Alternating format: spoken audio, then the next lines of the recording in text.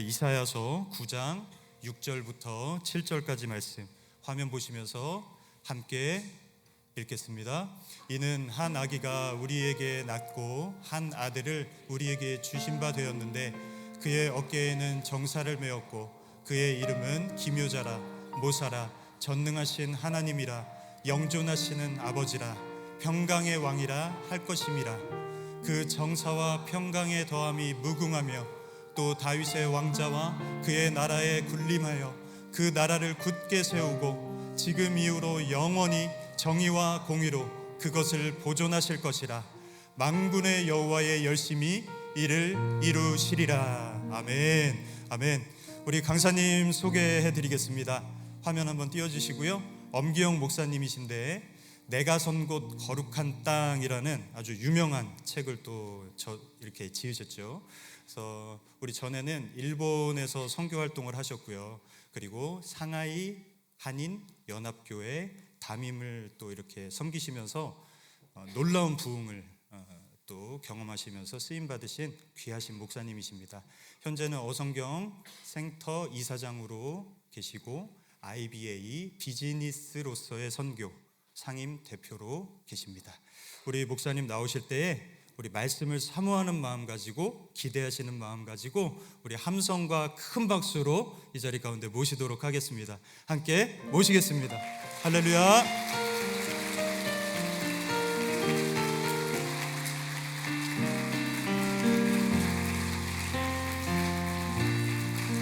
할렐루야. 안녕하세요. 곤니치와.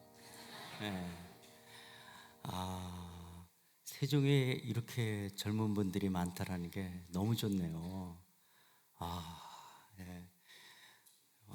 젊은 얼굴들을 보니까 제가 마음이 너무 기쁘고 좋습니다. 저는 한때는 청년들한테 제 삶을 헌신했댔어요. 그래서 한 20년 동안 제가 캠퍼스 사역을 했댔습니다. 그래서 젊은 분들을 보면 제 마음속에 막 이렇게 뭐가 막 꿈틀꿈틀거려요. 왜 그러냐면 여러분들의 삶을 통해서 펼쳐가실 그 하나님이 너무 기대가 되기 때문에 그래요.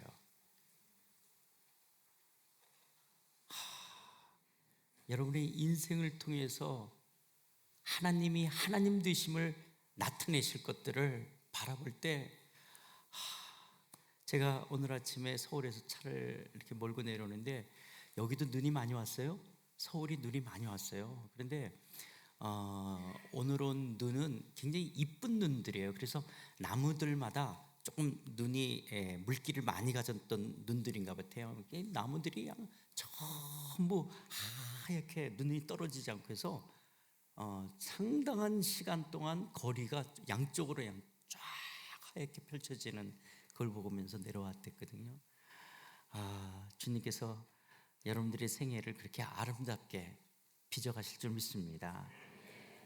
근데 이 말을 들어도 별로 마음이 설렘이 안 되거나 기대가 안 되시는 분들이 있을 거예요. 왜 그러냐면 우리가 그리스도인으로서 하나님 나라의 백성이지만 우리는 이 땅에 두 발을 딛고 있어요. 근데 우리가 살고 있는 이 땅은 하나님이 주인이어야 되는데 사단이 주인 노릇하고 있거든요. 근데 그 사단이 뭘로 우리를 다 이렇게 붙들고 있냐? 돈이에요. 돈, 만몬. 그래서 이 만몬의 가치 속에 우리는 어릴 때서부터 영향을 받고 자랐어요. 그래서 우리 신앙 성숙에서 벗어나야 될 게 뭐냐면 이 만몬의 가치들로부터 어떻게 벗어날 것이냐는, 이게 벗어나지 않는 한은 하나님이 날 사랑한다? 나쁜 말이 아니지만은 그게 그렇게 감동이 안 되어지게 되고요. 또 하나님이 내 인생을 통해서 뭔가 펼쳐가신다 그럴 때는 이 세상의 가치로 뭔가 이렇게 높고 화려해지고 웅장하고 드러나고 높아지는 것만 자꾸 생각하게 되어지거든요.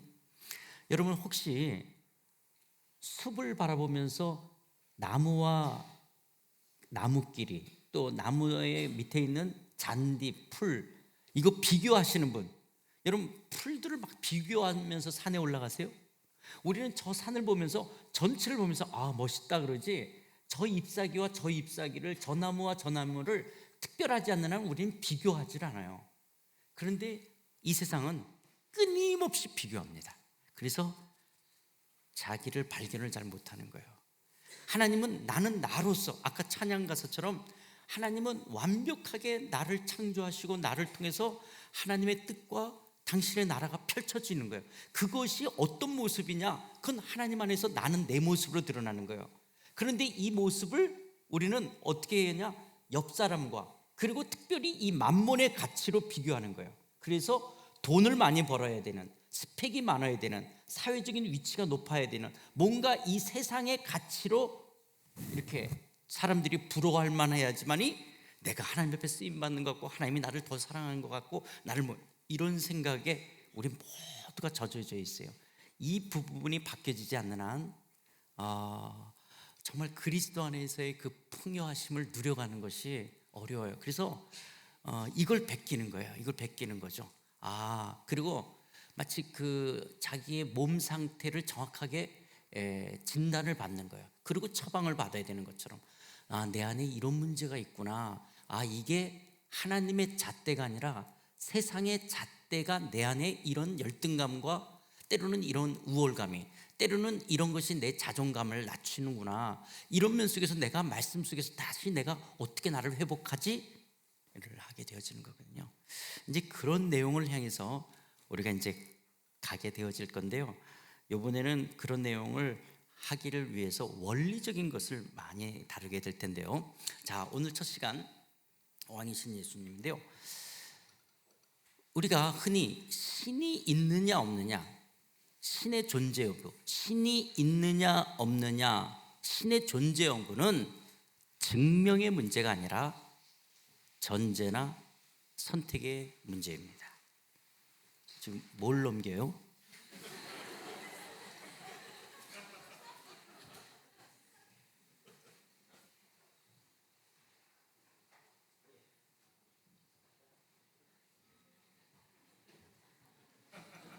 이 내용은 제가 거기 없어요. 그래서 조금 뒤에는 이제 여러분들에게 드린 그 워크북 안에 있어요. 그러나 지금 내용은 없습니다. 그래서 여기 스크린이나 전을 보시면 됩니다. 신의 존재 여부는 무슨 문제가 아니라고요? 아니고 전제나 선택의 문제라는 거예요. 여러분, 우리가 전도하다 보면 어떤 사람이 있잖아요. 하나님이 정말 살아계십니까?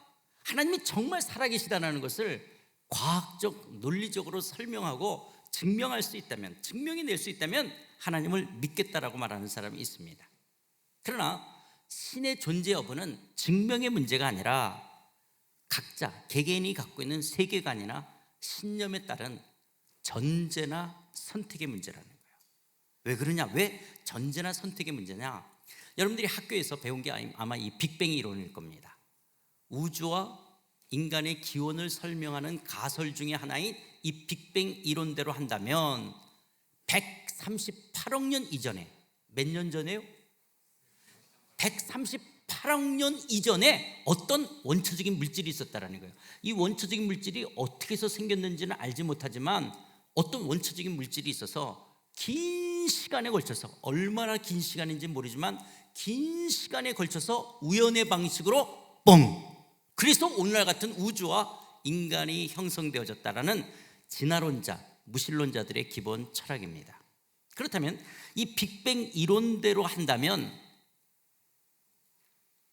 어떤 신은 자기를 창조주라고 말하는 신도 있어요. 만약에 그 신이 진짜 있느냐 없느냐 우리가 알 수는 없지만은 그 신이 창조주라고 말한다면 그 창조주는 138억 년 이전서부터 있어야 돼요. 그렇죠? 138억 년. 그러면 그 신이 있느냐 없느냐 일단 두고 그 신이 자기를 창조주라고 말한다면 138억 년 이전서부터 있어야 되는데, 그런데 인간은 기껏 살아야지 100년, 120년 살아요. 그러면 인간이 100년, 120년도 사는 인간이 138억 년 이전서부터 존재하는 신을 자신의 인간의 논리로 증명해낼 수 있냐라는 거예요. 만약에 그 신의 존재를 인간의 논리로 증명해낼 수 있다면 그 신은 인간보다 작은 존재라고 하는 거예요. 이걸 쉽게 우리 남자들은 이해가 될 거예요. 여러분, 바둑이나 장기를 둘 때 상대방 수가 다 읽혀요. 아, 이 사람이 이래서 이렇게 하는구나. 그 사람은 나보다 잘 못 두는 사람이에요. 그런데 상대방 수가 안 읽혀요. 아, 막 이 사람이 막 두니까 안 읽힐 수도 있겠지만은 진짜 이 사람이 실력 있는 사람인데 안 읽힌다? 그럼 그 사람이 고수예요. 여러분, 하나님이 내 머리에 쏙쏙쏙쏙 다 이해가 돼. 그러면 하나님이 나보다 커요, 작아요? 나보다 작은 분이 되는 거예요. 내 머리, 지금 하나님이 내 머리로 이해가 안 되는 부분이 있어서 우리가 갈등이 있고 의구심이 있는 거예요. 왜냐? 나보다 크기 때문에 이해가 안 되는 거예요. 만약에 하나님이 내 머리에 다 이해가 된다면 그 하나님은 나보다 작은 분이에요. 그런데 우리는 내 머리에 이해가 돼야 된다는 것이, 우리는 이 현대사회 속에서 과학을 배워요. 과학을 배우면서 때로는 과학 만능주의, 그러니까 과학이 모든 것인 것처럼 과학 만능주의, 아니면 과학에 대한 왜곡된 생각, 이 생각 속에서 과학으로 설명되고 증명된 것만을 팩트로 여기려고 하는 거예요. 이것을 팩트로만 여기려고 하는 사람들을 우리가 과학 만능주의에 빠진 사람이다, 과학에 대한 왜곡된 생각을 하는 사람이라고 말해요. 여러분, 아인슈타인이 이렇게 말합니다. 물론 아인슈타인이 크리스천은 아니지만 이 사람이 이렇게 말해요. 과학과 종교는, 한번 같이 읽어볼까요? 자, 시작.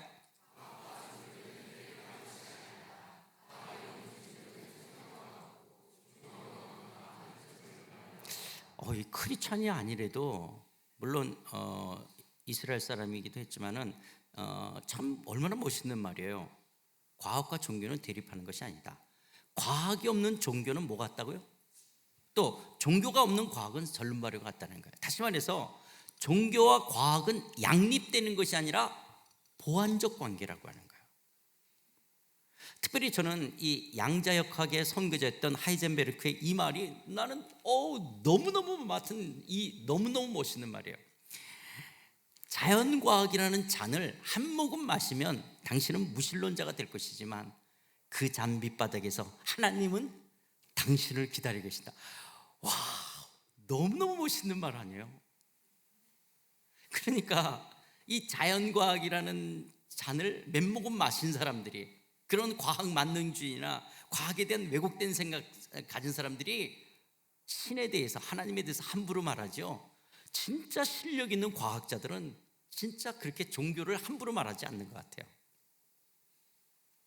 사실 이 양자역학이 이야기가 되기 때문에 제가 중고등학교 다닐 때 이제 부활절 되면 예수님이 부활하셔서 제자들이 무서워서 방문을 걸어 잠그고 있었다라는 거예요. 근데 부활하신 예수님이 쓱 나타나서 평안하라 그러시다가 또 예수님이 쓱 사라지기도 해서, 아, 하나님이니까 그렇게 기적이 이루어질 수 있나 보다 생각했는데요. 여러분, 양자역학이 나오면 이 파장과 입자라고 하는 것들 속에서 입자와 입자는 충돌이 될 수 있지만 파장이 일정하게 흘러간다면 이건 통과될 수 있다는, 이게 양자역학 속에서 이야기하는 거잖아요. 그러니까 여러분, 과학은 발전되면 발전될수록 하나님의 창조의 세계가 더 드러나게끔 되어져요. 그래서 사실 하나님이 과학이 가장 발전하기를 제일 원하시는 분이 하나님이시죠. 왜냐하면 과학은 발전하면 발전할수록 하나님의 창조의 솜씨가 훨씬 더 드러날 수 있기 때문에, 우리가 게놈 프로젝트를 통해서 DNA가 설계됐다라는 걸 알게 됐잖아요. 설계됐다라고 하는 것 속에서 이 인간의 몸에 세포의 그 DNA가 다 설계되어 있다, 이렇게 설계되어 있다라는 것은 설계자가 있다라는 것을 이야기하는 거잖아요. 그래서 설계자가 하나님이시라는 것을 이야기되어지는 것처럼, 과학은 드러나면 드러날수록, 과학은 발전하면 발전할수록 하나님의 창조의 세계가 훨씬 더 아름답게 우리 안에 이해가 되어져 갈 수 있는 것이죠. 여러분, 우리가 과학과 종교는 대립하는 것이 아니라 어떤 그 보완적 관계라고 했을 때, 그렇다고 해서 기독교가 과학을 무시하는 것은 아닙니다. 과학은 세상을 이해하는 아주 중요한 양식 중에 하나예요. 그러나 과학이 인간과 우주에 대한 모든 것을 다 설명해 주지는 못한다라고 하는 거예요. 왜냐하면 과학은 눈에 보이는 것을 설명한다면 종교는 눈에 보이지 않는 것을 설명하기 때문에 그렇습니다. 그래서 자신의 세계관이나 자신의 신념에 따라서 나는 신이 없는 것 같아 라고 전제나 선택하는 거야. 나는 신이 없다라고 생각해. 그럼 무신론자라고 말하는 거야. 신이 없다. 아니야. 내 생각 속에서는, 내 세계관 속에서는 나는 신이 있는 것 같아. 신이 있다를 전제하기나 신이 있다를 선택하겠다는 사람들을 우리는 유신론자라고 말해요. 그렇다면 기독교인들도 우리는 하나님이 있다를 선택해서 여기까지 온 거예요. 그런데 여러분, 있다라고 선택할 때 여러분들이 누군가로부터 전도를 받았을 거예요. 처음에는 물론 이제 부모님에 의해서 모태신앙으로 교회를 나오신 분도 있지만, 누군가로부터 우리가 전도를 받을 때 예수 믿으세요, 교회 나오세요 할 때 여러분들이 거절할 수도 있고 믿겠다라고 선택을 누가 한 거예요? 내가 한 거예요. 내가. 근데 내가 했는데 교회에 와서 신앙생활 하다 보니까 그 내가 예수를 믿겠다라고 한 선택한 믿음이 또한 누가 주신 거예요? 하나님이 주셨다는 걸 나중에 알게 되는 거죠. 전도 받을 때는 누가 믿는 거예요? 내가 믿는 건데 그때 그 내가 선택한 믿음이 하나님이 주신 은혜의 선물이었다는 걸 나중에 알게 된 거예요. 그러니까 나라는 인격체 속에서 내 의지가 선택하는 거예요. 예수님을 믿겠습니다, 교회 나가겠습니다, 이렇게 여러분들이 선택한 거예요. 어쨌든 그래서 여러분들이 이 자리에 온 거죠. 요번에 우리 교회 청년부 집회가 있어, 그래서 갈래 해서 오신 분들 여러분의 의지가 결정한 거예요. 그런데 나중에 돌아보면 그게 하나님의 은혜의 선물이었다는 걸 나중에 알게 되어지는 것이죠. 왜냐하면 기독교에 있어서는 우리가 이렇게 하나님을 믿고 선택할 수 있는 건 성령이 아니고서는 영적인 일을 분별할 수가 없어요. 그래서 우리 가운데, 여러분 가운데 성령의 일하심이 그렇게 하나님이 살아계심을, 또 내가 예수를 믿겠다라고, 여러분들이 교회를 나오겠다라고 선택할 수 있도록 이 은혜를 주신 것이죠. 자, 그렇다면 신이 있다를 선택한 사람들, 신이 있다, 우리는 그 사람들을 유신론자라 그래요. 유신론에 있어서 신을 크게 두 부리로 나눌 수 있다는 거예요. 유신론. 자, 신이 있다를 선택한 사람들, 그러면 신들이 있는데 그 신들이 어떤 신들이 있느냐? 신을 두 종류로 분류한다면, 첫 번째 어떤 신들이 있냐? 인간하고 소통하지도 않고 소통할 수 없는 신들이 있어요. 이 신들이 진짜 있는지 없는지 모르겠지만 일단은 신들이 있다라고 믿는 종교들이 있으니까, 신이 있다라고 하면 어떤 신들이 있냐? 인간하고 소통하지도 않고 소통할 수 없는 신들이 있어요. 그러나 또 반면에 인간과 소통하는 신이 있어요. 유신론 안에 신이 있다. 자, 그럼 그 신들을 크게 두 부류로 나눈다면 인간하고 소통하지도 않고 소통할 수 없는 신들, 또 반면에 인간과 소통하는 신이 있다는 거예요. 그러면 인간하고 소통하지도 않고 소통할 수 없는 대표적인 신들이 누구냐? 불교와 도교의 신들은 인간하고 소통하지 않습니다. 불교와 도교의 신들은 인간하고 소통하지 않습니다. 인간하고 소통하지 않기 때문에 불교와 도교를 믿는 사람들은 인간 쪽에서, 내 쪽에서 부단히 애쓰고 수고하고 노력해서 어떤 신의 경지, 해탈의 경지, 깨달음의 경지까지 나아가야 된다고 하는 거예요. 신은 아무 얘기도 안 해요. 그러니까 인간 쪽에서 내가 수행과 고행을 통해서 부단히 애쓰고 수고하고 노력을 해서 그런 어떤 신의 경지, 깨달음의 경지, 해탈의 경지까지 나아가야 되는 거예요. 그렇게 해서 그 경지에 나가서 나름대로 깨달은 것을 적어놓은 것을 불교에서는 경전이라고 이야기해요. 그래서 여러분, 우리 한국의 해인사만 해도 8만 대장경이 있습니다. 오늘날 같이 이런 일반적인 서적의 두께로 말한다면 160권 정도의 책으로 꾸밀 수 있는 8만 대장경이 우리 한국의 해인사에만 8만 대장경을 갖고 있어요. 거기에 티베트 불교, 인도 불교, 스리랑카 불교, 얼마나 많은 경전들이 있는지 몰라요. 왜 이렇게 많은 경전들이 있냐? 그렇게 수행과 고행을 통해서 각자마다 깨달은 내용들이 다 다르다라고 하는 거예요. 그것을 다 경전으로 여기는데 그 경전의 내용들이 다 다르고 그것이 어떤 통일성을 갖고 정리할 수가 없는 다 다양함들을 갖고 있다라고 하는 거예요. 그럼 왜 이렇게 다르냐? 그들이 어떤 해탈의 경지, 신의 경지, 그 깨달음의 경지에 나갔다 할지라도 그 깨달은 진리를 인간의 언어로 다 규명할 수가 없다라고 말해요. 그래서 우리 언어도단이라는 말 들었죠. 언어도단, 그 말과 그 어떤 길에 끊어졌다라는 거예요. 말과 길이 끊어졌다는 거예요. 연결할 갈 수가 없네요. 말과 길이 끊어졌다. 언어도단이라는 거예요. 그 깨달음의 진리를 인간의 언어로 다 규명할 수 없다라는 거예요. 왜 그러냐? 그 신이 인간하고 소통하지 않는 거예요. 그 신은 아무 말도 안 한 거예요. 신은 인간하고 소통하지 않아요. 그냥 내 쪽에서 깨달은 거예요. 내 쪽에서 아는 거예요. 그런데 내가 깨달은 것도 내가 인간의 언어로 다 규명할 수 없다. 그것을 노자의 도덕경에서 흔히 여러분 이것도 많이 들어봤던 말이죠. 도가도 비상도 명가명 비상명이라는 거예요. 어떤 것을 깨달아 내가 도라고 말을 하면 이미 그게 도가 아니고, 어떤 물건을 이름을 지어 부르면 이미 그 물건이 아니라고 말하는 것이 노자의 도덕경에서 이야기하는 거죠. 예를 들어서 여러분, 우리 한국에 성철 스님이라고 있었어요. 불교계에 성철 스님이 장자부라 한다는 건 이렇게 양반다리 해가지고 8년 동안 톡을 해서 수행을 하셨어요. 그 어두컴컴한 방에서 이 8년 동안 수행, 우리가 암중모색한다 그래요. 그래서 암중모색이면 어두운 방을 내서 더듬어서 이렇게 진리를 찾아가는 거야. 암중모색한다는 거죠. 그래서 그 8년 동안 주무실 때도 양반다리 하고 주무시고, 밥 먹고 화장실 가는 것만 잠깐 나갔다 오시는 정도지 8년을 톡을 해서 지내는 거예요. 그러면서 그분이 8년을 그렇게 수행하고 고행해서 이 암중모색을 통해서 8년 만에 깨달아서 나와서 뭐라 그래요? 산은 산이요 강은 강이로다. 왜 이런 도사 같은 말을 하게 되냐? 우리가 이게 무슨 말인지 모르는 거예요. 물론 후학들은 동양 철학을 다 담은 말로 저걸 설명해 가고 있지만은 왜 이렇게 성철 스님은 도사 같은 말을 하냐? 깨달음의 진리를 인간의 언어로 다 설명할 수 없기 때문에 그렇다는 거예요. 왜 설명할 수 없냐?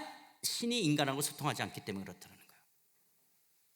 그래서 이렇게 죽 대나무 같은 거로 잘 모르면 툭툭 치긴 하고, 그래서 깨달지 못한 이런 중생들, 그러면서 그 자기가 깨달은 것도 또 다 설명할 수 없는,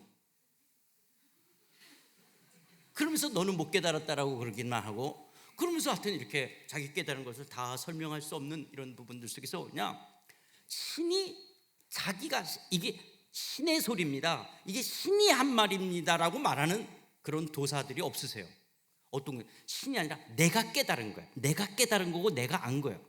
그래서 도사들마다 여러 이야기들이 있는 거고, 그 이야기들이 다 다른 것이 인간의 언어로 다 규명할 수 없다라고 말하는 거예요. 그러나 반면에 인간과 소통하는 신이 있습니다. 바로 하나님이십니다. 하나님은 인간하고 소통하신다라고 하는 거예요. 여러분, 기독교와 다른 종교의 차이점을 이야기하라 할 때 가장 큰 차이점 중에 하나는 뭐냐? 기독교는 하나님이 인간과 소통하신다. 하나님이 인간을 찾아오셨다라고 하는 거예요. 왜 그러냐면 성경이 굉장히 중요한 원리 중에 하나가 뭐냐면, 인간이 갖고 있는 영적인 한계, 인간이 갖고 있는 영적인 한계, 인간이 갖고 있는 인식의 한계, 인간이 갖고 있는 도덕적인 한계, 이것으로 거룩하신 하나님 앞에 나갈 수가 없다라고 하는 거예요. 우리 이걸 성경 구절로 이해한다면, 모든 사람이 죄를 범하였음에 하나님의 영광에 이를 수 없다라고 말씀하신 것처럼, 인간이 갖고 있는, 그러니까 인간의 수행과 고행을 통해서 우리는 하나님의 경지에 도달할 수가 없다는 거예요. 그렇게 도달하기에는 하나님은 너무 크신 분이고 너무 거룩하신 분이기 때문에 인간의 영적인 한계와 인식의 한계와 도덕적인 한계로서는 하나님 앞에 나아갈 수가 없어요. 그런데 그 하나님이 인간을 찾아와 우리와 소통하신다라고 하는 거예요. 그래서 여러분, 왜 기독교는 지금 이 긴 시간, 2000년 가까운 긴 시간 속에서 어느 나라든 경전이 우리는 뭐죠? 이거 하나요. 그래서 여러분, 이렇게 스님들을 만나서 이야기하다 보면 스님이 이렇게 인자하게 웃지만 저 같은 목사를 얼마나 이렇게 깔보는지 몰라요, 속으로는. 왜 그러냐면 그분들은 종교의 깊이는 경전의 깊이라고 생각해요. 깨달음의 깊이. 근데 기독교 요거 하나입니다. 요거. 아이고, 요거. 그러니까 아주 얄팍한 초라한 종교라고 그분들이 생각해요. 왜냐하면 자신들은 엄청난 경전을 갖고 있는 거예요. 근데 여러분, 학교 다닐 때 실력 없는 선생은 말이 많아요. 근데 실력 있는 선생은 설명이 간단하고 쉬워. 왜냐? 자기가 잘 알기 때문에. 그래서 간단하고 쉬워. 근데 잘 모르면 말하는 것처럼 성경은 왜요? 그냥 하나님이 이야기하시는 거예요. 하나님이 우리에게 이야기하시는 거예요. 누가 깨달은 것을 기록한 게 아니라 하나님이 우리와 소통하시면서 우리에게 주신 말을 기록했다라고 하는 거예요. 그래서 하나님은 당신을 이야기하는 데서 복잡하지가 않은 거예요. 그래서 우리는 오고 가는 시대 속에 어느 곳이나 기독교는 이 말씀을 우리는 하나님의 말씀으로 받아들이는 거예요. 그럼 여러분, 하나님이 인간과 소통하셨다 그러면 제일 먼저 하나님은 누구랑 소통하셨을까요? 인간. 하나님이 누구랑 소통하셨을까요? 인간. 아담하고 소통하셨죠. 또 하나님이 누구랑 아담, 그럼 하와하고도 했겠죠. 또 그럼 에녹, 노아, 아브라함, 이삭, 야곱, 하나님이 이분들하고 소통하셨어요. 하나님이 이분들하고 소통하셨다라는 것을 우리가 누구를 통해서 알게 됐죠? 예, 모세. 그러니까 하나님이 모세랑 소통하시는 거예요. 그래서 모세에게 하나님이 아담, 하와, 선악과 이야기를 하신 거예요. 하나님이 모세에게 노아 이야기를 하시고, 하나님이 모세에게 아브라함, 이삭, 야곱 이야기하시고, 하나님이 모세에게 이스라엘 백성들이 애굽의 노예 생활하고는 여기까지를 이야기하시는 거예요. 그러니까 하나님이 모세, 그래서 여러분 이제 물론 신학자들의 의견들이 다르지만 일반 보수 신학 속에서는 그래서 창세기, 출애굽기, 레위기, 민수기, 신명기를 모세우경, 모세가 기록했다. 그러니까 하나님께서 모세를 통해서 말씀하시는 거예요. 모세와 소통하신 거예요. 그런데 하나님이 모세와 소통하시면서 하나님이 많은 말씀을 하시기 전 하나님이 모세를 찾아오신 거예요. 그래서 미디안 광야 속에서 때로는 마른 번개가 치기 때문에 떨기나무에 불이 붙기도 해요. 근데 나무 잎사귀가 많지 않기 때문에 쉽게 불이 꺼지거든요. 근데 떨기나무가 계속 불이 붙는 거예요. 그거 이상하다 하고 모세가 갔더니 네가 선 것은 거룩한 것이니 내 발에 신을 벗으라고 말하는 거예요. 그러면서 모세에게 말씀하시면서 뭐냐? 너 애굽에 가서 이스라엘 민족을 출애굽시키라 하는 거예요. 모세가 갈 수 없다라고 이야기하자 하나님이 여러 기적들을 행하면서 가라고 말씀하시는 거예요. 나는 말도 잘 못하기 때문에 못 간다니까 너 형 아론과 같이 가라고 하는 거예요. 그렇게 가라 이야기하시니까 모세가 그러면 내가 이스라엘 사람들한테 가서 누가 나를 보냈다 그럴까? 아니 도대체 당신이 누굽니까? 나를 애굽에 가서 이스라엘 백성을 출애굽시키라고 나를 가라고 말씀해 당신은 대체 누구십니까? 라고 물어봐요. 그러니까 하나님이 모세에게 이르되 나는 스스로 있는 자니라. 또 이르시되 너는 이스라엘 자손에게 이같이 이르기를 스스로 있는 자가 나를 너에게 보내셨다 하라. 그러니까 하나님이 당신의 이름을 이야기하는데 당신의 이름을 뭐라고 말하느냐? 나는 스스로 있는 자다. 여호와, 야훼라고 이야기하는 거예요. 그러니까 여호와라는 이름의 뜻이 뭐냐? 나는 스스로 있다 할 때 이게 한국 성경에는 번역이 나는 스스로 있다 그러니까 자존, 그냥 스스로 이렇게 뻥 생겼다 이렇게 생각할 수 있는데요. 이게 에고에미, 헬라어로 에고에미, 나는 나다라는 뜻이에요. 그러니까 하나님 여호와라는 이름의 뜻이 뭐냐? 나는 나다라는 거예요. 근데 나는 난데 그 히브리어에서 하나님의 이름이 현재형으로도 표현되지만 미래형으로도 표현되어져서 나타나는 것이 이제 히브리의 문법의 용법 속에서 나오는 건데요. 하나님의 이름이 I will be that I will be. 그 말은 내가 앞으로 누구인지를 드러내는 것을 통해서 내가 누구인지를 알게 될 나는 나다. 이게 여호와라는 하나님의 이름의 뜻이에요. 나는 나다. 나는 나다라는 거예요. 그런데 나는 난데 내가 누구인지, 내가 어떤 존재인지 하나님이 인간과 소통하면서 자기를 계시하시겠다, 자기를 드러내시겠다라는 거예요. 내가 누구인지, 내 뜻이 무엇인지, 내가 무엇을 행하려고 하는지, 내가 어떤 자인지 하나님이 당신을 드러내시겠다는 거예요. 그래서 인간과 소통하시겠는데 누구를 통해냐? 하나님이 이스라엘 민족과 소통하시겠다는 거예요. 그래서 이스라엘 민족을 애굽에 가서 출애굽시켜서 내가 지시할 땅으로 가라고 말씀하시는 거예요. 그렇다면 왜 하나님이 하고 많은 민족 중에 이스라엘 민족과 소통하셨냐라는 거예요. 제일 먼저 하나님이 우리 한국 사람하고 한민족하고 소통했으면 더 좋았을 수도 있잖아요. 그런데 하나님은 인류 역사 가운데 여러 민족 중에 하나님이 제일 먼저 누구랑 소통하셨다고요? 이스라엘 민족이에요. 세종은 이렇게 고급 도시이기 때문에, 화려한 도시이기 때문에 엿장수가 없을 거예요. 혹시 엿장수라고 아세요? 여러분 아나? 우리 목사님, 옛날 목사님 때만 해도 엿장수 있었죠. 예, 엿장수가 이제 고물을 바꿔주면서 엿을 줘요. 그래서 큰 가위를 갖고 착착착 이렇게 하면서 엿장수 자기 왔다라고 가위질을 해요. 이 엿장수가 가위질을 몇 번 할까요? 예, 엿장수 마음대로. 그게 그렇게 해서 나온 거예요. 자기 마음대로 하는 거예요. 엿장수 마음대로 가위질을 쭉쭉 하는 것처럼. 왜 하나님이 많은 민족 중에 이스라엘 민족과 제일 먼저 소통하셨습니까? 이건 우리가 알 수가 없어요. 그건 하나님의 주권이에요. 그냥 하나님이 이스라엘 민족과 선택하신 거예요. 그런데 그때 당시 이스라엘은 여러 민족들과 비교했을 때 형편없는 민족이었어요. 애굽에서 종살이하면서 남자아이들이 나오면 다 죽여야 되는 종족 살생의 절체절명의 위기에 있었던, 어쩌면 가장 변변치 못한, 어떻게 좀 심하게 말하면 인간 쓰레기처럼 여겨지는 정도로 아주 형편없는 사람들이 이스라엘 사람들이에요. 물론 지금이야 이스라엘이 과학과 경제에 있어서 조그만 땅덩어리 속에서 대단한 나라지만 이때 당시는 형편없는 민족이었어요. 그래서 신명기 7장 7절에서도 뭐라고 말씀하시냐? 여호와께서 너희를 기뻐하시고 너희를 택하심은 너희가 다른 민족보다 수요가 많기 때문이 아니라 너희는 오히려 모든 민족 중에 가장 작다라고 말씀하시는 거예요. 근데 여러분, 이게 우리들에게 얼마나 은혜가 되는지 몰라요. 가장 미쳐냈던, 정말 애굽에서 노예처럼 취급받으며 노예 생활하던 그들을 찾아와 하나님이 소통하셨다면, 하나님이 나 같은 사람에게도, 이 나 같은 사람 속에 여러 가지 의미가 있을 수 있어요. 나같이 미쳐날 수도 있고, 가진 것도 없을 수도 있고, 배운 거 없을 수도 있고, 이런 나 같은 사람에게도 찾아와 나하고도 소통해 줄 수 있다라고 하는 것이 얼마나 놀라운 은혜인지 몰라요.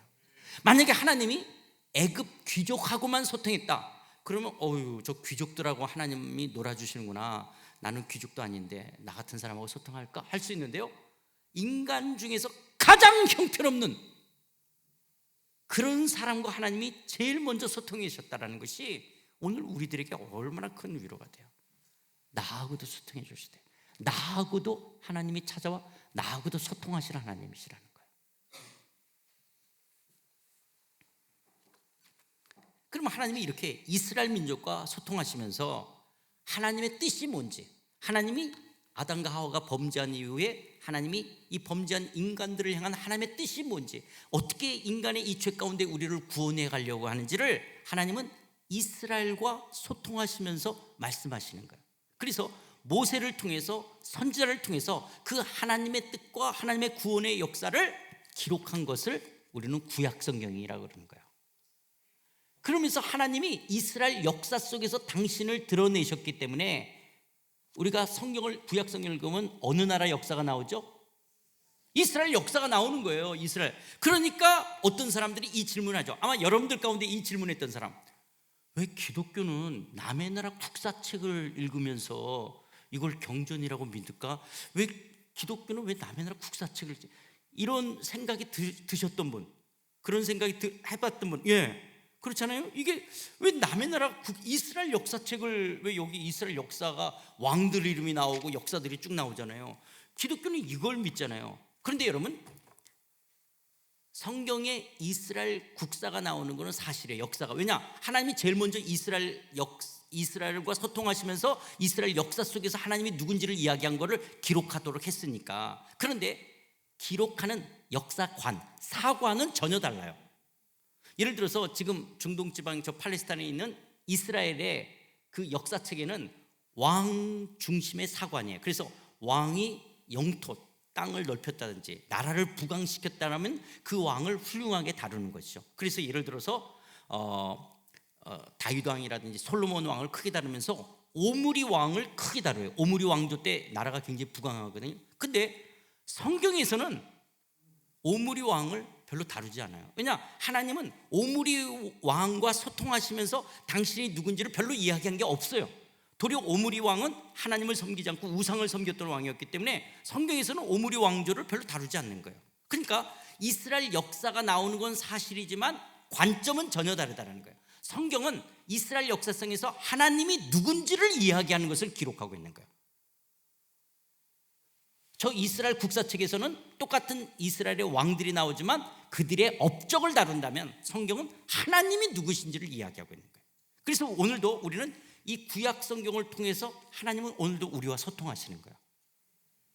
하나님이 누구신지를 우리는 이 구약 성경을 통해서 우리에게 말하는 거예요. 마치 처음 하나님이 이스라엘 민족과 소통하시면서 당신이 누군지를 이야기하신 것처럼 오늘 우리들은 이 성경을 통해서 하나님과 소통하시는 거죠. 그러면서 하나님은 어떤 계획이 있으셨냐? 이런 이스라엘 민족과 제일 먼저 소통하면서 이스라엘 민족을 여러 열방의 모든 민족 중에 이상적인 국가로 만들기를 원하셨어요. 왜냐하면 다른 나라들은 다 왕들이 있어서 왕에 의해서 지배되어지는 거예요. 그런데 이것이 여러분, 가인이 아벨을 죽였어요. 그래서 하나님의 저주를 받아서 에덴 동산에 쫓겨났어요. 그러면 가인은 그날 저녁서부터 하나님의 공급하심이나 하나님의 돌보심을 받을 수 있어요, 없어요? 없죠. 가인은 이제 하나님으로부터 저주를 받았으니까. 자, 아침에 일어났어요. 가인도 먹고 살아야 되죠. 그러면 앞으로 가인은 누구 힘으로만 먹고 살아야 돼요? 자기 힘. 왜냐하면 하나님의 공급하심과 돌보심이 없는 거예요. 그런데 아담 하와가 범죄한 이후에 엉겅퀴와 가시똥굴이 나는 거예요. 그래서 사람들은 많아지는데 먹어야 될 자원은 줄어드는 거예요. 예를 들어서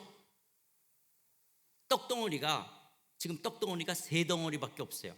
근데 이걸 먹겠다라고 10명이 달려들어요. 그러면 이 떡을 누가 취할 수 있죠? 힘이 센 사람이에요. 힘 센 사람. 그러니까 가인의 문화는 힘이 있어야지만이 살아남을 수 있는 거예요. 이런 약육강식, 적자생존, 이 생존 경쟁 속에 있는 거예요. 왜냐? 하나님의 공급하심과 돌보심이 없기 때문에 내 힘으로 내 인생을 책임져야 돼. 이걸 가인의 문화라고 그러고요.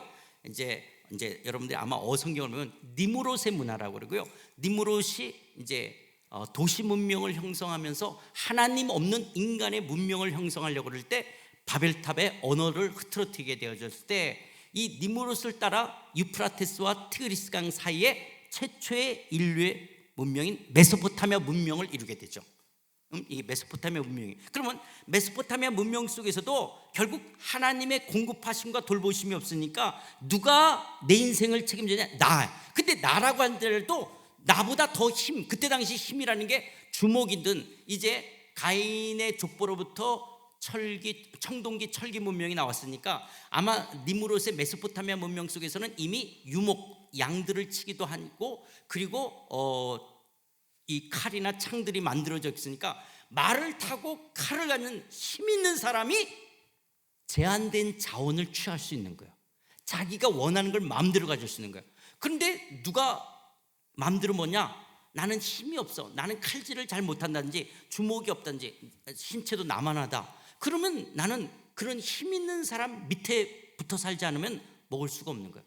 도리어 나보다 더 힘센 사람한테 뺏는. 근데 그 힘센 사람들이 자기중심적인 야만인처럼 자기가 원하는 대로 포악하고 자기가 뭘 뺏고 싶으면 마음대로 빼앗기고 마음대로 죽고 그리고 자기가 원하는 여자들을 마음대로 취하는 이런 사회들 속에서 점점 인간의 의식들이 야 이렇게 힘이 없다라고 결국 많은 사람을 죽이면 되겠냐. 그래서 이제 시작되어지는 것이 학교라든지 아니면 법이라든지. 그래서 메소포타미아 문명의 고고학적 자료를 보면 그런 어떤 법조문이 나온다든지 원시 학교 형태와 원시 국가 형태들이 형성되어지는 거예요. 형성됐다 할지라도 여전히 뭐냐? 누가 힘 있냐라는 거예요. 그래서 메소포타미아 문명 속에서부터 이제 나오는 것이 아수르 제국이 나오고 바벨론 제국이 나오고 그리고 이제 이후에 페르시아, 헬라, 로마. 그래서 로마의 그 시대가 있고 그것이 이제 무너지면서 왕정 국가들을 형성하게 되죠. 근데 왕정 국가들을 형성해서 결국 왕과 귀족들이 제한된 자원을 갖고 있을 때 프랑스 혁명이나 미국 독립혁명을 통해서 국가의 주권이 국민에게 있다라고 하는 시민혁명을 통해서 주권을 국민들이 갖게 되죠. 왕들이 제한된 자원을 가질 수가 없는 국민. 그래서 국가가 이제 형태가 형성돼서 국가의 주권이 국민에게 있다라고 해서 그 국민에게 주가가 있다. 그래서 민주주의로 할 것이냐, 개개인들이 그런 자유민주주의로 갈 것이냐, 여전히 국가의 어떤 힘을 갖고 가는 전체주의로 갈 것이냐. 그래서 여러분, 정치 형태는 딱 두 가지죠. 두 가지 뭐예요? 민주주의로 할 것이냐, 전체주의로 할 것이냐라는 거예요. 여러분, 북한 이름이 뭐죠? 나라 이름이 조선 인민민주공화국이에요. 그러니까 북한도 뭘 택했냐? 민주공화국을 택하는 거예요. 중국도 민주공화국이에요. 그러니까 나라 형태를 국민에게 주권이, 근데 실제 국민을 주권이 나라의 국민에게 있다고 말은 그렇게 하지만 안 그렇죠. 전체주의처럼 하고 있는 거예요. 그 다음에 제한된 자본을 어떤 형태로 갖냐? 개인의 능력대로 가져다. 이게 자본주의죠. 그러니까 개인의 능력의 차이가 있으니까 여전히 이것을 똑같은 공유 개념으로 공산주의로 가자. 그것을 보완할 사회주의로 가자. 그러니까 자본주의냐 공산주의냐 사회주의냐라는 것은 자원을 어떻게 할 것이냐, 이 분배의 문제 속에서 개인의 힘이 드는 거죠. 제가 한국에 와서 처음 내가 지금 한국에 왔던 게 제가 31년 만에 한국에 돌아와 있거든요.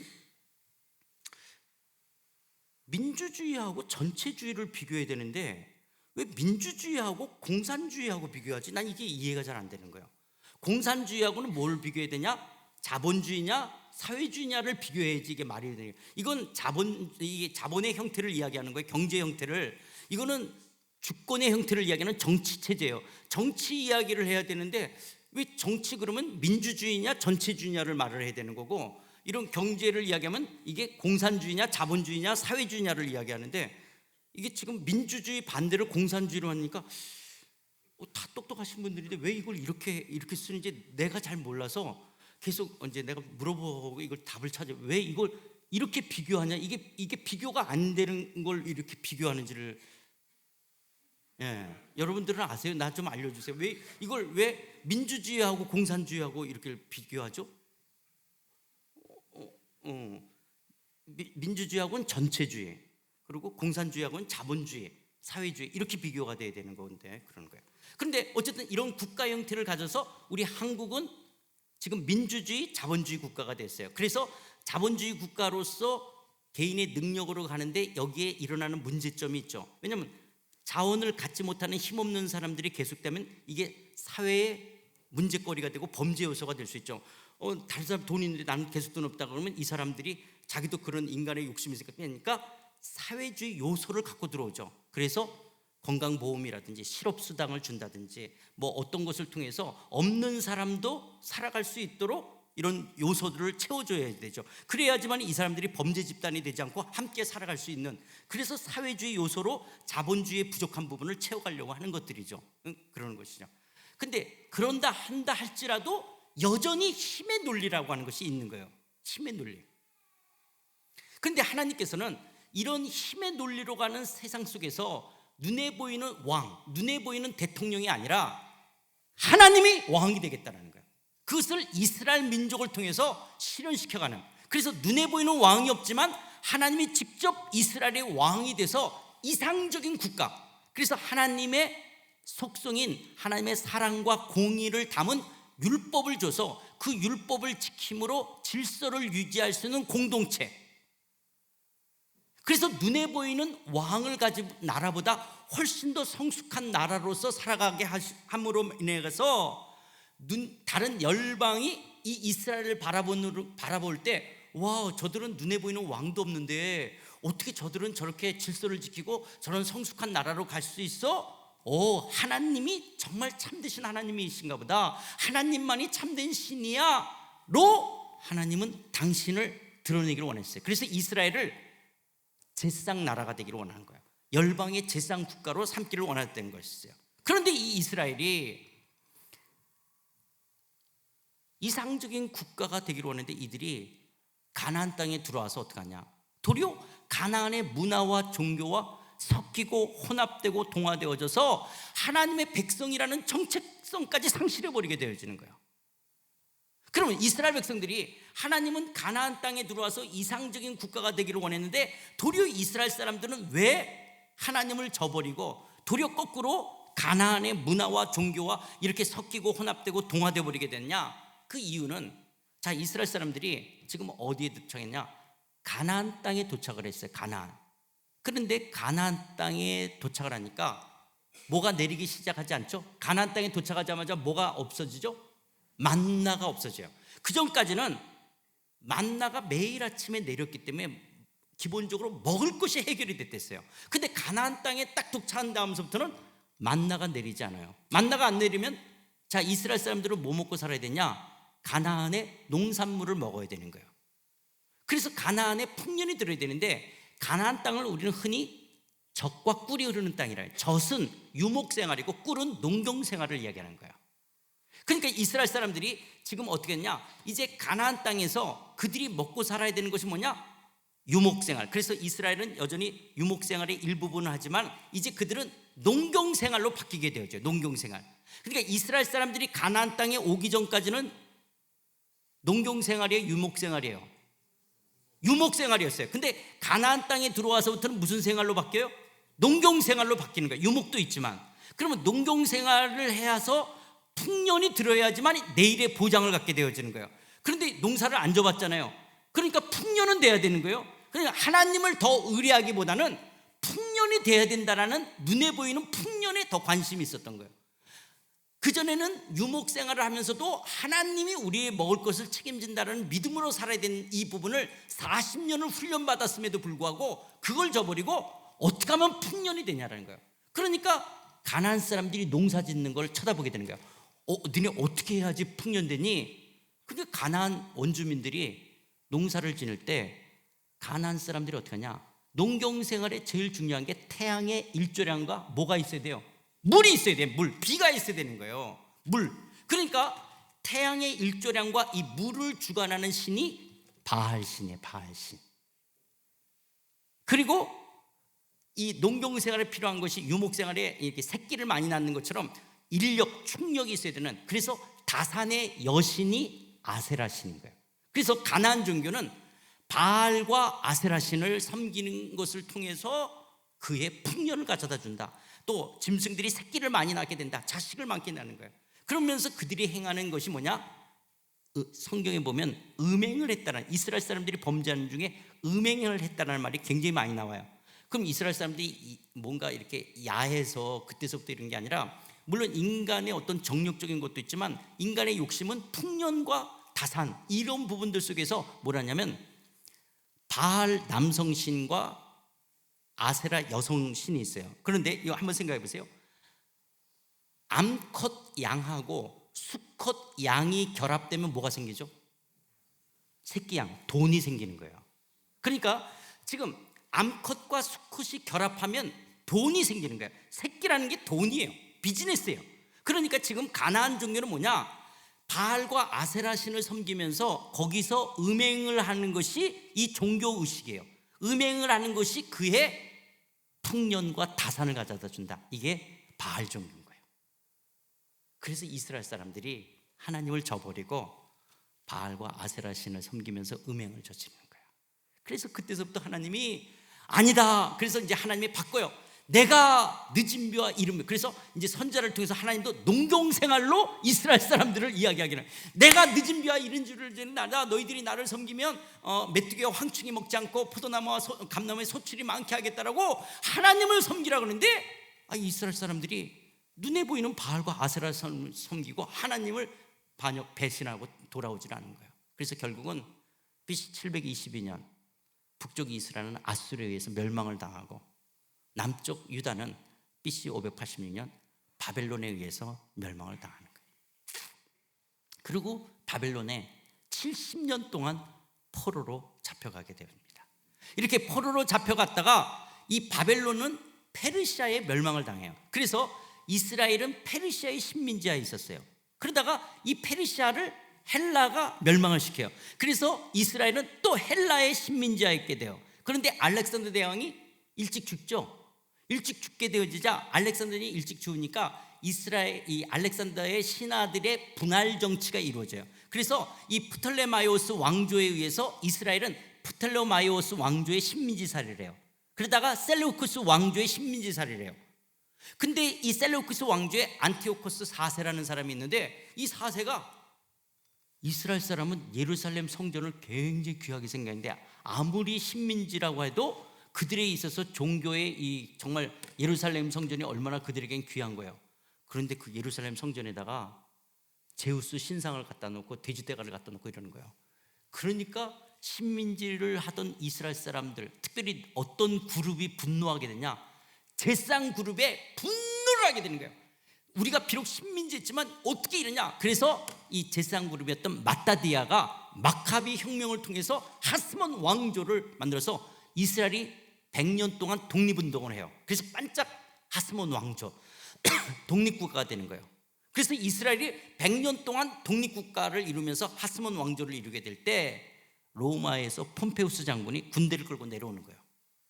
로마에서 폼페우스 장군이 군대를 끌고 내려오게 될 때 이스라엘 옆에 에돔이라는 국가가 있었어요. 에돔은 누구의 후예들이죠? 에돔은 누구의 후예요? 에서의 후예들인 거예요. 이스라엘은 야곱의 후예들이라면 야곱의 형인 에서의 후예들이 에돔이에요. 그 에돔의 왕이 누구냐? 헤롯이에요. 특별히 이 안티파트 2세라는 사람이 있었어요. 이 안티파트 2세가 폼페우스 장군을 도와줘서 하스몬 왕조가 멸망을 당하게 되었죠. 그러면서 폼페우스가 다시 로마로 돌아가면서 안티파트 2세에게, 야, 너 에돔만 네가 다스리지 말고 너 오늘서부터 너 이스라엘도 네가 다스려. 그래서 졸지에 에돔의 왕이었던 이 헤롯 가문이 이스라엘까지 왕노릇하게 되어지는 거예요. 왕노릇하게 되어져요. 그러면서 또 시간이 흘러서 로마의 3두 정치에 의해서 팔레스타인 쪽, 그래서 그때 당시 이집트의 왕이 클레오파트라였어요. 클레오파트라였고, 이 안토니우스가 이 이집트와 팔레스타인 쪽을 다스리게 되었어요. 그러면서 조금 전에 이야기했던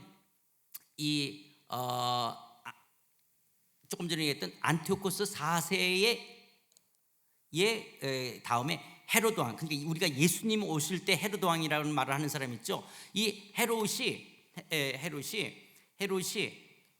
누구냐면 이 안토니우스를 도와주게 되어져요. 그래서 안토니우스를 통해서 로마로부터 이제 헤롯은 정식 이제 헤롯이 이스라엘의 왕으로 역임을 받게 되어져요.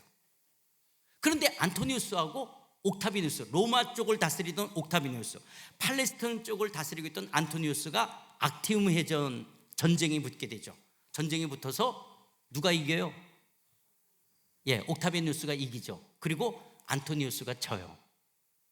그리고 안토니우스가 자살해서 죽게 되죠. 그리고 옥타비누스가 천하를 통일하게 되어져요. 그럼 지금 누가 줄을 잘못 썼죠? 헤롯 왕이 줄을 잘못 쓴 거예요.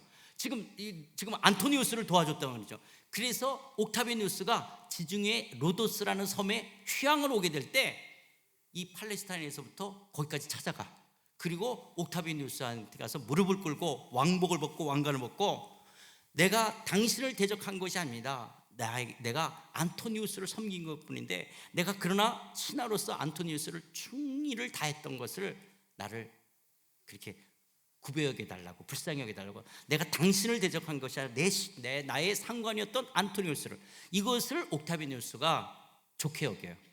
그래서 여전히 네가 에돔만 아니고 이스라엘도 네가 왕노릇하라고 허락을 받게 되죠. 그래서 헤롯이 이제 이스라엘에 인정된 이 옥타비누스로부터 인정받은 이스라엘의 왕까지 되어지는 거예요. 그러자 이 옥타비누스를 로마의 원로원에서 이름을 바꿔서 아우구스투스라고 말하는 거예요. 그래서 로마의 제1대 황제로 등급하는 거예요. 로마의 황제가 된다라고 하는 것은 천하를 호령하는 신과 같이 여겨지는 거예요. 감히 누가 정말 이 아우구스투스 앞에서 공중 나는 새를 떨어뜨릴 수 있는 것처럼 천하를 호령하는 이 아우구스투스가 로마의 식민지 하에 있는 나라들의 인구수가 얼마가 되는지 호족하라고 명령을 하게 되었죠. 그러니까 성경에 보면 그때 가이사 아구스토, 이 아구스토가 누구예요? 옥타비아누스, 아우구스투스죠. 아우구스투스가 영을 내려 천하로 다 호적하라. 그래서 이스라엘 사람들도 호적하러 가야 되는 거예요. 그런데 갈릴리 땅에 마리아와 요셉이 약혼한 사이였어요. 약혼한 사이인데 이들도 호적하기 위해서 유다 땅으로 가야 되는 거예요. 그래서 베들레헴에 그들이 이르게 될 때 지금 세상은 아우구스투스가 통치하고 있는, 그리고 아우구스투스가 천하를 호령하는 신과 같이 여겨질 때 아니야, 내가 왕이야 하고 예수님이 태어나는 거예요.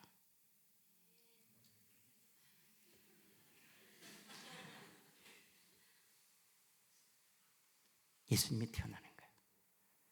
그런데 예수님이 오늘 우리가 읽었던 본문에 보면 한 아기가 우리에게 낳고 한 아들을 우리에게 주신 바 되어지는데, 예수님이 이제 하나님이 이스라엘을 통해서 소통하기를 원하셨던 그 이스라엘이 하나님을 저버리자 하나님이 직접 인간의 몸을 입고 이 땅에 오시는 거예요. 인간과 소통하기 위해서는 인간처럼 오셔야 되는 거예요. 그것이 아기 예수로 오시는 거죠. 인간처럼. 그러나 그분은 그냥 평화의 상징인 아기가 아니라 하나님이신 거예요. 하나님이 인간의 몸을 입고 이 땅에 오셔서 우리와 소통하시는 거예요. 여러분, 하나님이 인간의 몸을 입고 이 땅에 왔다는 것은 격과 질에 있어서 이거는 있을 수가 없는 거예요. 아니, 어떻게 하나님이 인간이 될 수 있냐라는 거예요. 창조주가 어떻게 피조물이 될 수 있냐라는 거예요. 그 거룩하신 하나님이 어떻게 비천한 인간, 나 같은 죄인, 그런 죄인과 소통하기 위해서 이 땅에 올 수 있냐? 이것은 하나님이 이 땅에 온다는 건 격과 질에 있어서 맞은 것이 아니에요. 그런데 그 하나님이 우리와 나와 여러분과 소통하기 위해서 예수님이 이 땅에 오시는 거야. 근데 그 예수님은 왕으로 오시는 예수님이에요. 이 예수님이 왕으로 오셨다라고 하는 이 왕으로 오신 예수님은 역사적 사실인 거예요. 그래서 여러분, 성경이 하나님이 이스라엘과 소통하시면서 하나님이 당신이 누군지를 이야기하잖아요. 그런데 이것이 허구, 그냥 꾸며낸 이야기나 누가 지어 만든 그런 어떤 것이 아니라, 그런 픽션이 아니라 이게 역사적 사실이다라는 걸 이야기를 해야 돼요. 그런데 성경을 기록할 때는 어떤 연대를 기록하는 것으로서 돼 있지는 못했어요, 그때 당시는. 그런데 이게 역사적 사실이다 라고 이야기하는 것이 성경에 쓰여졌던 그때 당시 문학적 방법 중에 한 방법이 뭐냐, 그때 살았던 사람의 이름들을 나열하는 거예요. 그 사람을 이야기한다는 것은, 이것은 역사라는 거예요. 우리 이름 뭐죠? 진병준. 그런 진병준은 지금 2024년이 지금 살아있는 실존인 거예요. 이 역사인 거예요, 역사. 그래서 사람, 그럼 진병준이 있으면 아버지가 있었고 할아버지가 있다. 이것에서 이름, 족보를 나열하는 것은 뭐냐? 이건 역사라는 말이에요. 그래서 성경에 족보가 많이 나오는 거예요. 그러니까 성경에 족보가 나오는 것은 누가 누구를 낳고 누구냐, 이건 뭐냐? 이거 역사야. 이게 족보를 나열하는 거야. 사람을 나열하는 거야. 그때 당시에 어느 장소에 누가 살았어, 그 살았던 사람들을 나열하는 거야. 이거는 허구가 아니야. 그 존재가 있었어. 이 사람이 그때 당시 살았어. 그리고 이 사람이 있었어. 이 사람이 있었어. 이게 성경의 족보예요. 이건 역사라는 것을 이야기하는 거예요. 이렇게 예수님이 태어날 때 천사가 마리아에게 이미 예언을 하면서 이렇게 말하는 거예요. 주 하나님께서 그 조상 다윗의 왕위를 그에게 주시니 영원히 야곱의 집을 왕으로 다스릴 것이며 그의 나라가, 예수가 왕이 돼서 다스리는 그 나라가 무궁할 것이다. 그러니까 마리아도 이런 천사의 말을 이해할 수가 없는 거예요. 내가 아들을 낳을 거야? 그런데 내가 나를 통해서 낳을 아들이 왕으로 다윗의 집을 다스리고 그 나라가 무궁할 그런 왕이 태어날 것이라고 이야기하는 거예요. 그런데 이런 말을 예수님이 태어나기 전 예레미야 선지자를 통해서도 이야기했고, 예수님이 탄생하기 전 700년 전 오늘 읽었던 본문에 이사야 선지자를 통해서도 이야기하는 거예요.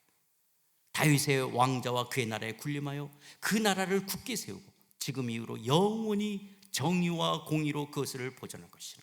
만군의 여호와의 열심이 예수가 왕이 돼서 다스리는 그 나라, 그리고 마침내 하나님의 나라, 하나님의 나라가 완성되어질 그 나라를 다시, 예수가 왕이 돼서 다스리는 그 나라를 이뤄가겠다는 거예요.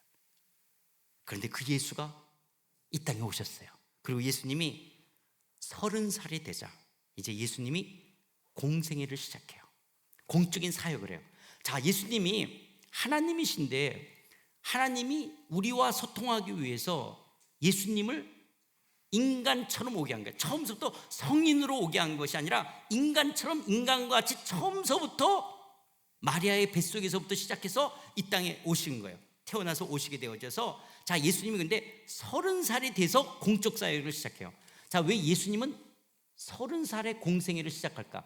예수님이 공생애를 20살에 하면 안 될까? 하나님인데 10살 때는 왜 안 하셨을까? 아니, 10살은 너무 어리다면 왜 20살 때서부터 하면 안 될까? 왜 30살에 했냐? 여러분, 우리 한국 조선시대 때 남자는 뭘 해야지만 어른으로 취급받았죠?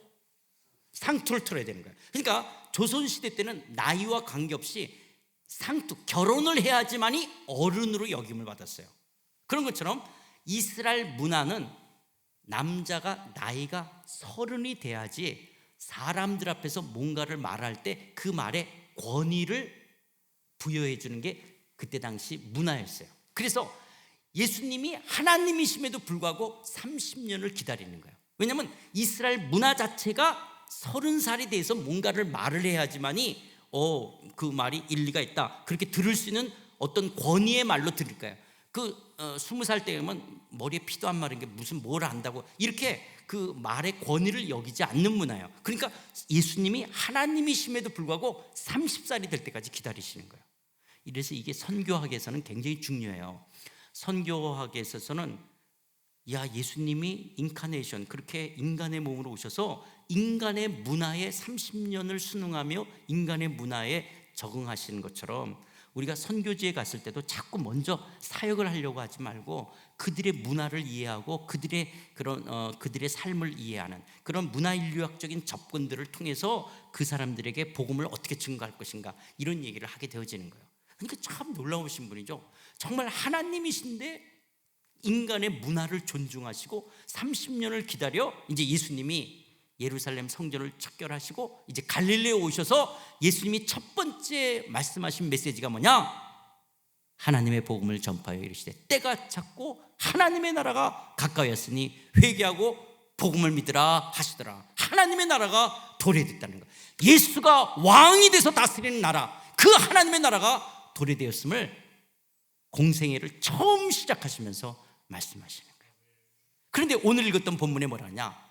한 아들을 우리에게 주신 바 됐는데, 한 아들을 우리에게 주신 바, 그 예수님이 오셔서 이제 당신이 하나님이신 것을 드러내시면서 하나님이시라는 것을 인간에게 나타내시는 것이 어떤 기적을 행하시는 거예요.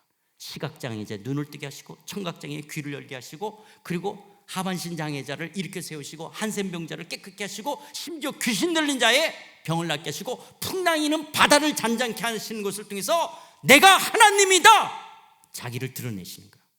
그러면서 하나님 나라의 원리가 무엇인지, 하나님 나라의 백성은 어떤 삶을 살아야 되는지, 하나님은 어떤 분이신지를 예수님 말씀하시는 것을 기록하도록 했어요.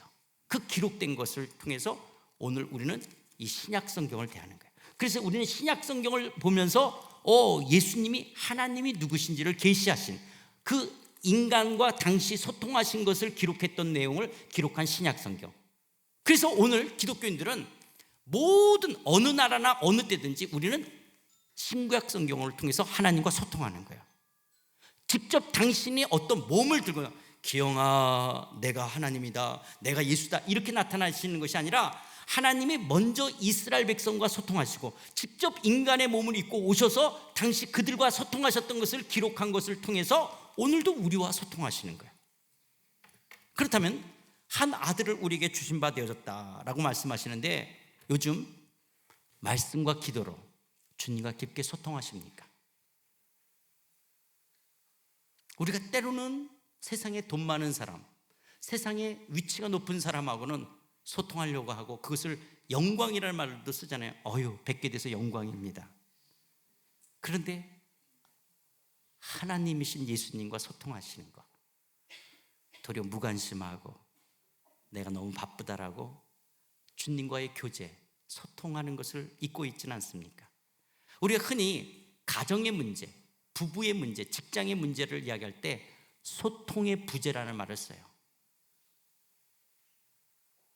어쩌면 나의 영적인 문제는 주님과의 소통의 부재 아닙니까?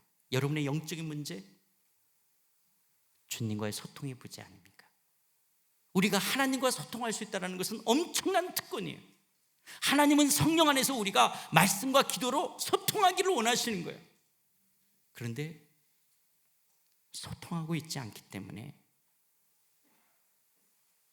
나의 나됨을 잃어버리고 그 하나님의 부요하심과 넉넉하심과 충만하심을 누리지 못하는, 그러면서 여전히 이 가인의 문화, 이 힘의 논리 속에 자기 인생에 대해서 왜 나의 이 삶을 이룬가, 그런 눌림과, 그리고 때로는 그것이 마음에 불안과 염려 속에, 두려움 속에 살아가고 있지는 않습니까? 그러나 하나님은 여러분과 소통하기 위해서 아들 예수를 우리에게 주셨다는 거예요. 근데 그의 어깨에는 정사를 메었다. 정사라고 하는 것은요, 통치권, 왕권을 가지셨다는 거예요. 이 어깨에 통치권과 왕권을 가지시고 우주 만물과 온 세상 모든 사람을 다스리신다는 거예요. 그렇다면 여러분의 인생도 예수님의 어깨, 통치권을 가지신 예수님 안에 있다고 하는 거예요. 나의 인생이 예수님의 어깨에 있다는 것을 믿으십니까? 예수님의 왕권, 예수님의 통치권 속에 예수님이 내 인생에 있다는 거예요. 나의 삶, 여러분의 가정, 여러분의 진로, 여러분의 직장, 2024년도가 주께서 왕권을 갖고 여러분의 인생을 다스려갈 줄 믿습니다. 그럴 때 이제 이 부분은 여기서 다룰 내용이 아니고 나중에 우리가 적용 속에서 얘기했는데, 우리가 이런 부분이 아까도 이야기했던 것처럼 우리는 하나님의 완벽하심으로 나를 나되게 하는 거예요. 그런데 하나님은 나를 나되게 만드는 거예요. 자, 제가 참새요. 참새는 참새로서 내 역할이 있는 거예요. 독수리는 독수리로서 자기 역할이 있어요. 그런데 이 세상은 참새와 독수리를 비교하는 거예요. 자, 독수리는 우월하고 참새는 뭐예요?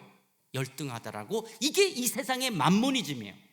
하나님은 절대로 독수리와 참새를 비교하지 않아요.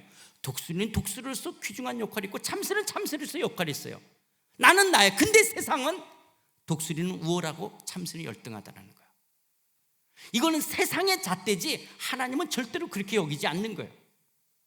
그럼 목사님, 나는 독수리의 참새니, 아니 그걸 왜 따지냐는 거예요. 내가 독수리면 어땠고 참새는 그래도 이왕이면 독수리. 그게 이 세상의 가치라는 거예요. 여러분, 왜 한국 사람으로 태어났어요? 저 중학교, 고등학교, 대학교까지 10년 동안 영어 배웠어요. 근데 미국 가면 이때는 그냥 욕해야 돼요. 강아지 새끼만큼도 히어링이 안 돼. 아니 미국 강아지들은 그렇게 주인이 영어를 하면 다 알아듣고 움직이는데 나는 미국 강아지만큼도 히어링이 안 되는 거야. 10년을 한국에서 영어를 배웠는데 왜 나는 한국 사람으로 태어났어요? 여러분, 왜 한국 사람으로 태어났어요? 이거 설명할 수가 없는 거예요. 그럼 하나님은 나를 한국 사람으로 태어나서 나를 나로서의 완벽함이 있는 거예요. 내가 꼭 미국 사람으로 태어났냐? 그건 어떤 힘의 논리를 이야기하는 거예요. 저 엄씨거든요. 저는 왜 하필이면 엄씨 집에서 태어났죠? 김이박채 뭐 이렇게 아니고. 왜 저는 엄씨? 저희 아버님이 함경도 분이었어요. 제가 어릴 때부터 제일 많이 들었던 말이 뭐냐? 종갓나 새끼예요. 이 종갓나 새끼. 종갓나 새끼가 뭐냐? 종도 별 볼 일이 없는데 종이 갓 낳은 새끼예요. 그러니까 얼마나 별 볼 일이 없겠어요. 종도 별 볼 일이 없는데 종이 갓 낳은 새끼니까 얼마나 별 볼 일이 없어요. 그래서 저를 당신은 종이고 나는 갓 낳은 새끼라는 거예요. 이 종갓나 새끼야. 어찌 그러니? 밥 먹었니? 숙제했니? 이 종갓나 새끼. 난 늘 우리 아버님이 종갓나 새끼를, 그 종갓나 새끼라고 말씀하시는 우리 아버지를 내가 선택하지 않았어요. 근데 나는 왜 그랬어요? 여러분, 옛날에 개그맨 중에 이용렬 씨라고 아세요? 내가 하나님 앞에 하나님 나 이용렬 닮게 해달라고는 기도했을까 안 했을까?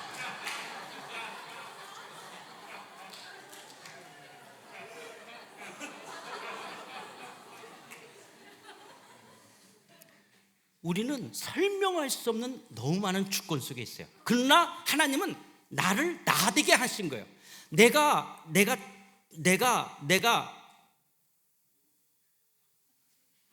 저 자연 속에 어떤 거가 되든 나는 나로서 저 거대한 자연이라는 공동체 속에 나는 나의 역할이 있는 거예요. 그런데 세상은 너와 나를 비교하는 거예요.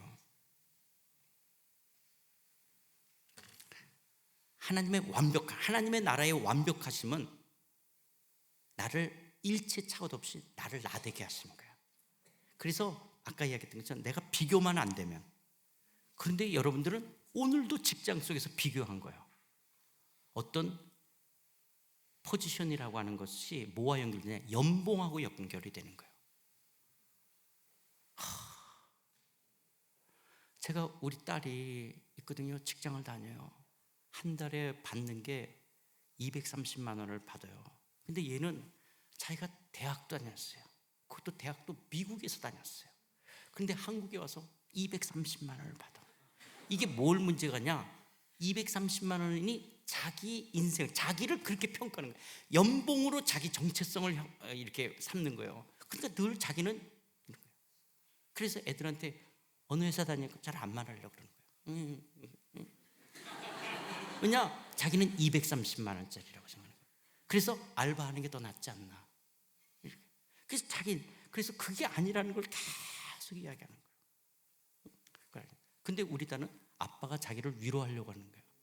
아니야, 너를 위로하려고 그러는 게 아니라 너는 너야. 그래서 계속 따라하게 하는 거예요. 여러분도 한번 따라해보세요. 예수님 안에서 나는 나다.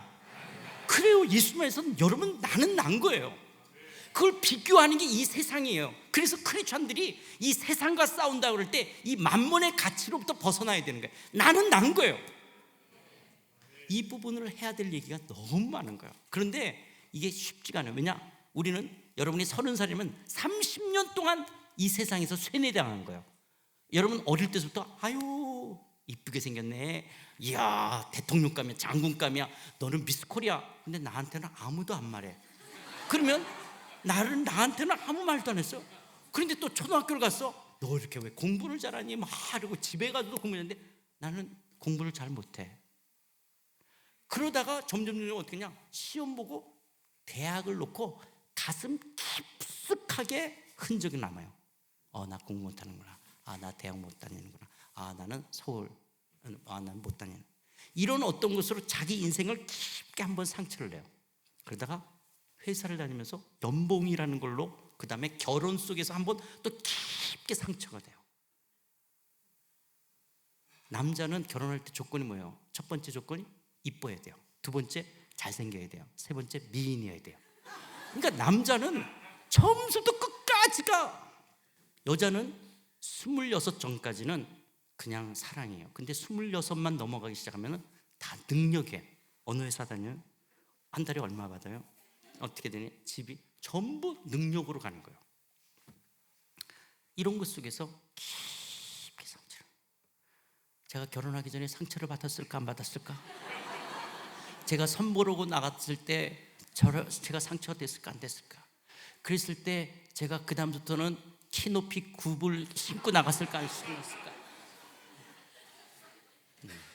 그러나 하나님은 절대로 그런 것이 아니라 기영이는 기영이로서 나를 완벽하신 하나님의 나라에 나를 만드는 거예요. 그러니까 나의 신앙의 성숙은 이런 가인의 문화를 벗겨내는 데 있는 거예요. 그리고 나를 발견하는 거. 나는 나야. 너는 너고. 그래, 너 그 역할을 하고 있고 나는 내 역할을 하는 거예요. 그건 거예요. 내가 얼마를 받든, 내가 사회적인 위치가 어땠든, 내가 어떤 외모를 갖든, 어떤 집안일 때 나는 나예요. 하나님의 완벽하심 속에서 하나님이 내 인생을, 나를 다스려 가시는 거예요. 예수님의 어깨, 심지어 나의 죄와 허물이, 나의 아픔과 눈물이, 나의 무거운 짐과 나의 형편과 처지를 올려놓는 거예요. 그분이 여러분의 삶을 다스려 줄 줄 믿습니다. 그런데 그의 이름을 뭐라 그러냐? 그의 이름이 기묘자요, 모사요, 전능하신 하나님이요, 영존하시는 아버지요, 평강의 왕이라고 말하는 거예요. 이런 놀라우신 그 주님을 예수님과 소통 속에서 누려가는 거예요. 우리가 예수님과 소통하면 소통할수록 그분이 얼마나 놀라우신 분인지, 운물가의 여인에게 찾아오시고 삭개오에게 찾아와서 위로자 되시고 상담자가 되신 것처럼 내 인생에서 찾아와 나의 위로자가 되시고 상담자가 되시고, 풍랑이 있는 바다를 잔잔케 하시는 그 전능하신 하나님이 내 인생의 삶에서도 풍랑을 잔잔케 하시고, 그리고 나를 나 그대로 끌어안고 받아주시는 아버지와 같은 넓은 그런 마음이 없는 이 시대 속에서 하나님이, 예수님이 영존하시는 아버지가 되시고, 세상이 주는 평화가 아닌 진정한 평화를 가져다 주시는 평강의 왕 되심을 이 삶 속에서 경험하며 살아가는 것, 이것이 우리의 신앙생활인 줄 믿습니다. 그런데 그분은요, 다윗의 왕자와 그의 나라에 군림하여 그 나라를 굳게 세우시다. 그렇다면 내 삶의 진정한 왕은 누구십니까?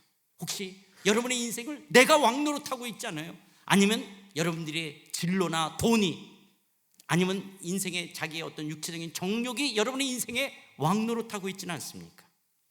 여러분의 삶의 진정한 왕은 누구시냐는 거예요. 예수가 왕이십니까? 예수님. 그래서 어떤 사람이 이렇게 말해요. 만일 내 방에 소크라테스가 들어온다면 나는 일어나 경의를 표할 것입니다. 그러나 예수 그리스도께서 내 방에 들어오신다면 나는 엎드려 절할 것입니다. 여러분의 인생에 누가 왕이십니까? 그렇다면 요즘 말씀과 기도로 주님과 교제하십니까? 그리고 그 예수님을 경험하고 계십니까? 여러분의 인생의 왕은 누구십니까? 이 시간 우리 같이 기도하실 때요, 오늘 내용이 기억이 안 나면 이 내용을 좀 쳐다보시면서 한 가지 한 가지씩 놓고, 너무 크게 기도하지 않아도 돼요. 그러나 정말 진심으로, 주님, 내가 주님과 깊게 교제하며 말씀과 기도로 주님과 깊게 소통하기를 게을리하고 무관심하고, 정말 내가 주님을 찾기보다는 눈에 보이는 걸 찾았던 것을 용서하시고, 이제 말씀과 기도로 주님의 얼굴을 구하겠습니다. 주님과 사귐을 갖겠습니다. 내게 찾아와 내 인생의 삶에 놀라우신 분이 되시고, 위로자가 되시고, 전능하신 하나님이 되시고, 영존하시는 아버지가 되시고, 평강의 왕 되심을 경험하게 하옵소서. 나를 둘러싸고 있는 내 삶에 해결해야 될 문제들, 때로는 내 아픔과 내 눈물을 아시는 주님, 내 삶의 그 주님을 깊게 경험하게 하옵소서. 주님만이 내 삶의 왕이십니다. 주님만이 내 삶의 왕이십니다. 나를 다스려 주옵소서. 우리의 가정을 다스려 주옵소서. 내 인생을 다스려 주옵소서. 주님만이 내 삶의 왕이십니다. 이 시간 우리 다 같이 함께 통성으로 기도하시겠습니다. 그렇습니다. 주님,